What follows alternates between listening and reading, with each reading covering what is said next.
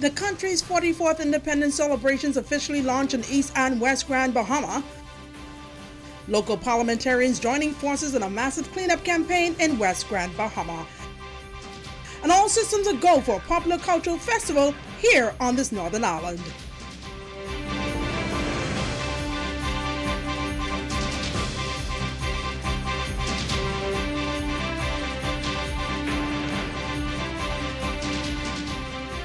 This is the Bahamas Tonight, the Northern Edition. Good evening, everybody. I'm Ricardo Lightburn. It is good to have you with us here from Grand Bahama.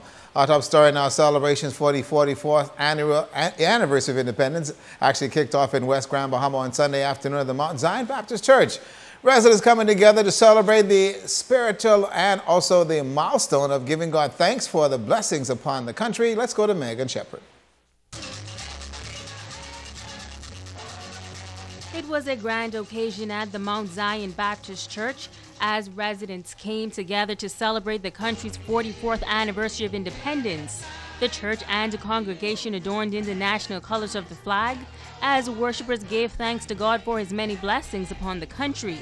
Deputy Prime Minister, the Honorable K. Peter Turnquest, says that it is indeed a special time for the nation. Indeed, it is fitting that we give thanks to Almighty God at the outset of this celebration for his wonderful and bountiful blessings which he has bestowed upon us over this period of immense development and progress, which began with majority rule in 1967, through independence in 73, and on to today, where we once again have the opportunity to congratulate each other and reunite as one people after a hard-fought general and local government election process. As we as a people pause to celebrate the country's progress, the Deputy Prime Minister also acknowledging that there is still more to be done.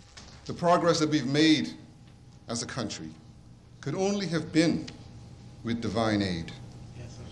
We acknowledge as a government that we have all failed over the years to, as the saying goes, make the wealth more common.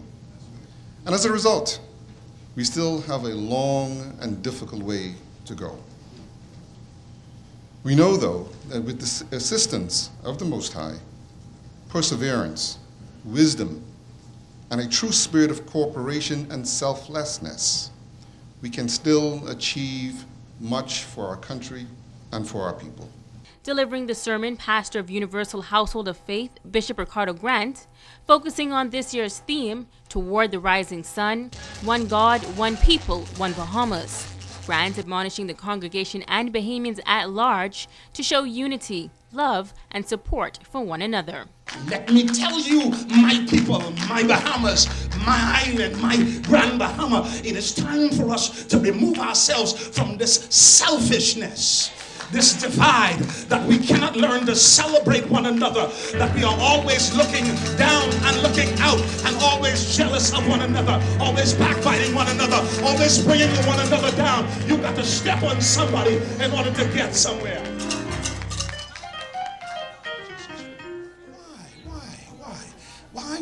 Why the fight? Why the fight? Because when I learn to celebrate you, I learn to celebrate myself. When I learn to lift you up, then I know that today for you.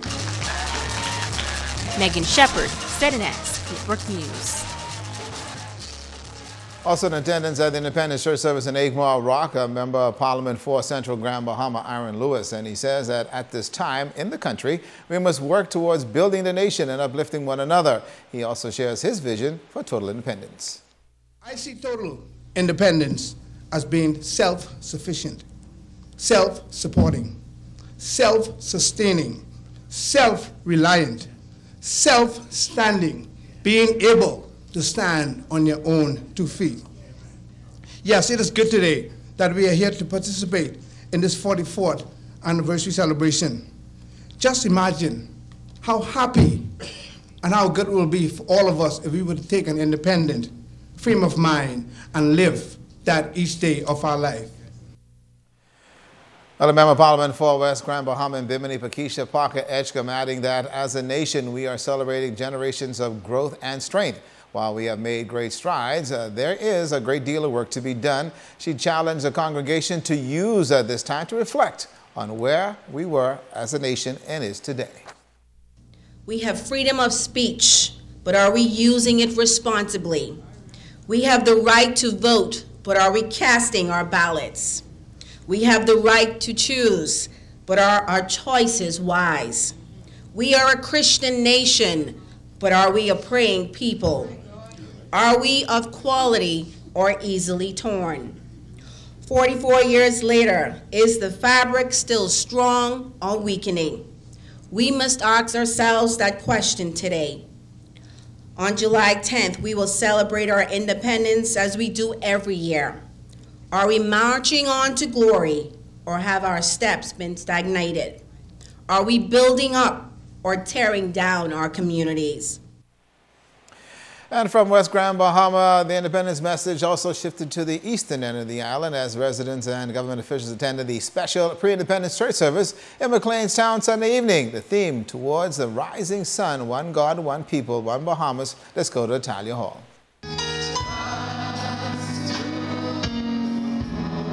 The service was a celebration of nationhood and reflected on the rich history of the country since gaining independence 44 years ago.